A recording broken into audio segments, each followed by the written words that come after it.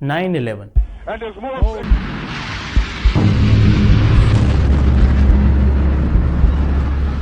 آج کے ٹائم پہ 1/3 آف امریکنز یہ بلیو کرتے ہیں کہ یہ ٹیررسٹ اٹیک نہیں بلکہ گورنمنٹ پلان تھا، اور ایسا بولنے کے پیچھے کچھ ریزنز ہیں۔ The ladies that are with me were in the World Trade Center in the first building and escaped through the lobby where they report there was a bomb in the lobby. And as we were coming out, we passed the lobby. There was no lobby. So I believe the bomb hit the lobby first. Bomb in the building, start clearing out. I believe that censorship started from the very beginning because when I was telling my story, they told me, oh, cut this out, cut this out. It was the first hijacked plane to hit the It was the first hijacked plane. No, hello, that was an explosion before 9/11, before the plane hit the tower. یہ بات Trump نے بھی بولی۔ I happen to think that they had not only a plane, but they had bombs that exploded almost simultaneously. 11 ستمبر 2001 ایک ایسا دن جس نے امریکہ کو ہلا دیا، ایک ایسا دن جس نے پوری دنیا کے سوچنے کا طریقہ بدل دیا۔ آج 24 سال گزر چکے ہیں، مگر اس دن کے اثرات آج بھی آپ کی زندگی میں موجود ہیں۔ آپ حیران ہو جاؤ گے کہ اس دن نے ہم سب کے روزمرہ کے سسٹم کو کیسے بدل دیا۔ آج کی ویڈیو میں ہم بات کریں گے 9/11 کیا تھا، کیسے ہوا، کون سے پلانز شامل تھے اور کون سے فیصلے ہوئے، اور عام لوگوں کی زندگی کس طرح بدل گئی۔ Good evening. Today, our fellow citizens, our way of life, our very freedom came under attack in a series of deliberate and deadly terrorist acts. 11 ستمبر کی صبح نیو یارک میں بالکل نارمل تھی۔ صبح کی دھوپ ورلڈ ٹریڈ سینٹر کے twin towers پر پڑ رہی تھی۔ یہ ٹاورز صرف بلڈنگز نہیں تھے، یہ نیو یارک کی پہچان تھے۔ ایک بالکل نارمل دن، لوگ کام پر جا رہے تھے، بچے سکول، اور شہر ایک بالکل روٹین کی نارمل زندگی جی رہا تھا۔ سب کو لگ رہا تھا آج بھی زندگی ویسے ہی ہوگی جیسا کہ کل تھی، لیکن کسی کو اندازہ ہی نہیں تھا کہ کچھ ہی منٹس میں یہ دن تاریخ کا سب سے سنگین دن بن جائے گا۔ 8:14 AM کے بعد بوسٹن سے اٹھا فلائٹ 11 نیو یارک کی طرف ایب نارمل روٹ لینا شروع کرتا ہے۔ امریکن ایئر لائنز فلائٹ 11، اس میں ٹوٹل 92 لوگ تھے، 11 کریو ممبرز اور 81 پیسنجرز، اور ان پیسنجرز میں 5 ہائی جیکرز۔ ان ہائی جیکرز کا ٹیکٹیکل لیڈر اور پائلٹ بھی تھا محمد عطا۔ فلائٹ کو اٹھے لگ بھگ 15 منٹ ہوئے تھے کہ کنٹرول روم کو پہلی عجیب خبر ملتی ہے۔ پلین کے کاکپٹ پہ زبردستی کچھ لوگ گھس گئے ہیں اور پلین کا راستہ بدل دیا گیا ہے۔ ایئر ٹریفک کنٹرولرز کنفیوز تھے، پائلٹ سے کنیکشن ٹوٹ گیا تھا، کسی کو آئیڈیا بھی نہیں تھا کہ پلین کس طرف جا رہا ہے اور کیوں۔ 8:46 AM فلائٹ 11 نارتھ ٹاور کے 93rd فلور سے 99th فلور تک سیدھا جا ٹکراتی ہے، اور پھر ایک شدت کا دھماکہ۔ لوگ آسمان کی طرف دیکھتے ہیں، فائر بال اتنا بڑا تھا کہ 2 بلاکس دور لوگ ہوا کے جھٹکے سے گر گئے۔ سب سوچ رہے تھے کہ شاید یہ ایک پلین ایکسیڈنٹ ہے۔ ٹی وی چینلز نے لائیو کوریج شروع کر دی، پورا امریکہ ٹی وی پر لائیو دیکھ رہا تھا۔ نیوز اینکرز کے پاس کوئی جواب نہیں تھا، صرف ایک لفظ بار بار آ رہا تھا، ایکسیڈنٹ، شاید ایکسیڈنٹ۔ صرف 17 منٹ بعد لائیو کیمراز کے اینگل میں ایک اور پلین نظر آتا ہے۔ لوگوں کو لگتا ہے شاید یہ ریسکیو پلین ہوگا، لیکن پلین سیدھا اور فاسٹ آ رہا تھا۔ 9:03 AM United Airlines flight 175 south tower سے ٹکرا جاتا ہے۔ اس مرتبہ بلاسٹ کا سائز ڈبل تھا۔ دنیا نے اپنی آنکھوں سے پلین کو بلڈنگ کے اندر گھستا ہوا دیکھا۔ اب سب کو یقین ہو چکا تھا کہ یہ ایکسیڈنٹ نہیں، یہ پلینڈ اٹیک ہے۔ اس وقت پریزیڈنٹ جارج بش فلوریڈا کے ایک اسکول میں دا پیٹ گوٹ ایکسرسائز کر رہے تھے۔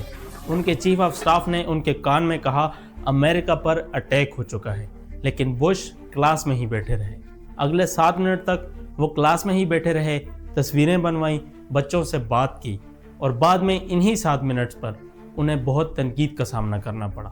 اس وقت ایک اور خبر آتی ہے کہ امریکن ایئر لائنز فلائٹ 77 جو واشنگٹن سے لاس اینجلس جا رہی تھی، اور یونائٹڈ فلائٹ 93 جو نیو جرسی سے کیلیفورنیا جا رہی تھی، دونوں ہائی جیک ہو چکی ہیں۔ دونوں فلائٹ کا روٹ چینج کر دیا گیا ہے اور انہیں واشنگٹن ڈی سی کی طرف لے کے جایا جا رہا ہے۔ 9:37 AM جب نیو یارک کا حال دنیا دیکھ رہی تھی، تب واشنگٹن ڈی سی سے نیوز آتی ہے کہ ایک پلین پینٹاگون سے ٹکرا گیا ہے، جہاں امریکہ کا ڈیفنس ہیڈ کوارٹر تھا۔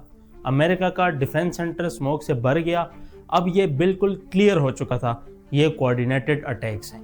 اور لوگ صرف اتنا کہہ رہے تھے کہ امریکہ کا کیپٹل بھی انسیف ہے۔ اس کریش کے بعد پورا یو ایس ایئر اسپیس بند کر دیا گیا، ہر فلائٹ کو ایک دم سے لینڈ کرنے کا حکم دے دیا گیا۔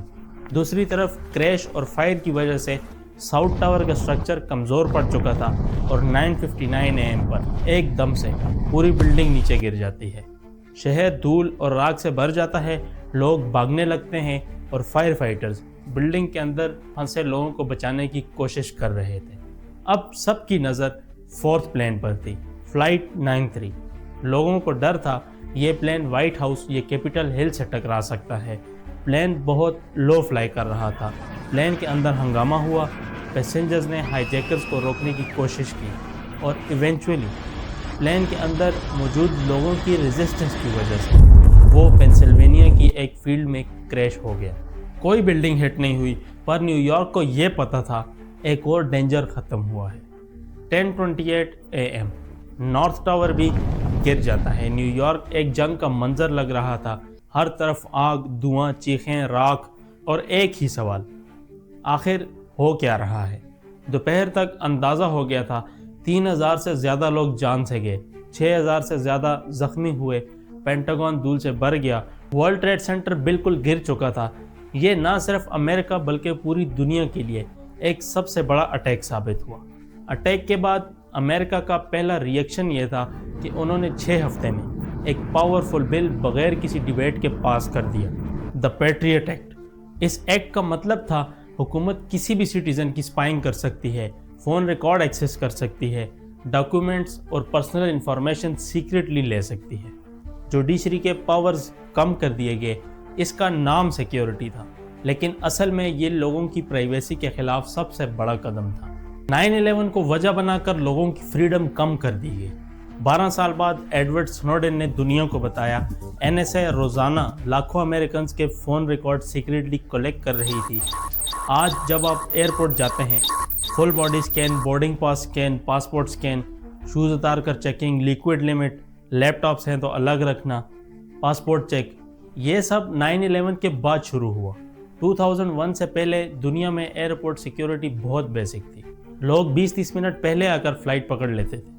2003 میں پائلٹس کو ویپن تک دے دیے گئے، کاکپٹ ڈورز ہیویلی ری انفورس ہو گئے تاکہ کوئی دوبارہ زبردستی اندر نہ آ سکے۔ 9/11 کے بعد امریکہ نے افغانستان میں وار شروع کی۔ ان کا کہنا تھا کہ 9/11 کے پیچھے اسامہ کا ہاتھ ہے اور اس وقت وہ افغانستان میں چھپا ہوا ہے اور وہ اس کا پیچھا کرنے آئے ہیں۔ 9/11 کے بعد امریکہ میں ہیٹ کرائمز کی ایک نئی ویو آئی جس میں مسلمز اور سکھ ٹارگٹ کیے گئے اور 2001 میں مسلمز پر 481 اٹیک ہوئے۔ بلبیر سنگھ جو 9/11 کے وکٹمز کے لیے ڈونیشن کر رہے تھے، انہیں ان کی شاپ کے باہر گولی مار دی گئی۔ لیکن جیسے جیسے سال گزرتے گئے سوال اٹھنے لگے۔ آج کے ٹائم پہ 1/3 آف امریکہ یہ بلیو کرتا ہے کہ یہ ٹیررسٹ اٹیک نہیں بلکہ گورنمنٹ پلان تھا، اور ایسا بولنے کے پیچھے کچھ ریزنز ہیں۔ لابی کے اندر بومبس تھے، لوگوں کو بومب سنائی دیے۔ How is it even possible کہ بلڈنگ کے اندر بومبس بھی ہو سکتے ہیں؟ یہ بات ٹرمپ نے بھی بولی تھی۔ دوسری بات، پلین کریش کے بعد بھی ٹاورز ٹھیک تھے، لیکن جس طرح سے وہ نیچے گرے یہ کریش کی وجہ سے نہیں تھا but because of demolition. World Trade Center 7 بنا پلین ہٹ ہوئے بھی گر گیا۔ ورلڈ ٹریڈ سینٹر 7 47 فلورز کی اسکائی اسکریپر، اس میں پلین نہیں مارا، پھر بھی 5:20 PM پر سیدھا نیچے آئی، کیونکہ US گورنمنٹ کو افغانستان اور عراق میں وار شروع کرنی تھی، جس کی وجہ سے انہوں نے یہ خود کیا۔ اس پوری کہانی میں ایک بہت بڑا سبق ملتا ہے، ایکسٹریمزم کو جنم دیتا ہے۔ آنکھ کے بدلے آنکھ پوری دنیا کو اندھا کر دیتی ہے اور بدلے کا رستہ کبھی امن تک نہیں جاتا۔ اگر آپ کو یہ ویڈیو انفارمیٹیو لگی تو اسے لائک کر دیں، چینل کو سبسکرائب کریں اور اپنا بہت خیال رکھیں، کیونکہ دنیا کے لیے آپ صرف ایک شخص ہیں، لیکن اپنی فیملی کے لیے آپ پوری دنیا ہیں۔ اللہ آپ کو سلامت رکھے، ملتے ہیں نیکسٹ ویڈیو میں۔